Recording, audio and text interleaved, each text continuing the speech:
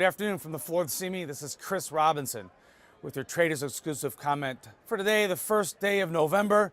We can bid farewell to October. Yesterday, Halloween. Today, we're starting in the midweek. I'd say that the number one thing we're concentrating on the grains and the livestock. I tend to concentrate on those. So, what's going on in the grains? Yesterday, you saw a really good example of how money flow has mattered more than anything else. And also, number one. Number two, the funds dressed up their positions yesterday. By that, I mean they made their positions that were winners looked even better. How did they do that? Well, they're long about 120, 130,000 contracts of fat cattle. Lo and behold, yesterday they bought even more. They dressed it up. We took out key resistance on the charts.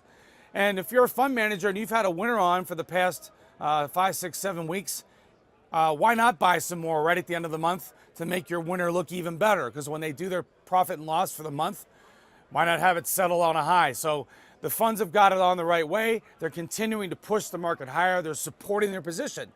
Flip that over and look what's going on in the grains. They're short a bunch of corn, about 180,000 contracts of corn, and they're short about 90,000 contracts of Chicago wheat. Well, what did they do yesterday? Yesterday, they really pounded on the wheat. Why would they do that? Again, it makes their position look better on the books because they were able to drive Chicago wheat below. There was a big double bottom at 425 in December Chicago wheat. They took that out. They pressed it lower. Now it looks like Chicago wheat has got the possibility of dropping down to 404 or $4. That's more bad news for producers and for anybody that's a bull. But the managed money, again, what did they do? They protected their position. They made their position look even better.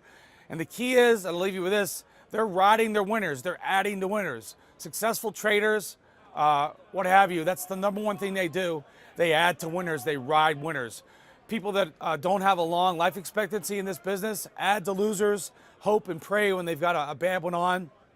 So look at those two charts and you can see how the funds have been adding to winners and also really making their position look better going in the end of the month. Now we started a fresh month. We'll see. In 5 days, 6 days, we're going to get a fresh USDA number. Those USDA numbers represent opportunity. Right now, the whole world knows that the funds are short corn and short wheat, and they're also long soybeans. They're not going to drastically change that position until they have to. So that report that's coming out, the USDA, I believe it's on the 11th or 12th, that's going to be a great opportunity for movement.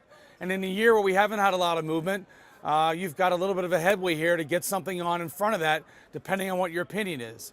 So that's about it. Money flow and the funds, we'll continue to see how we can break, if we can break out of this trading range that we've been in the grains here for quite some time.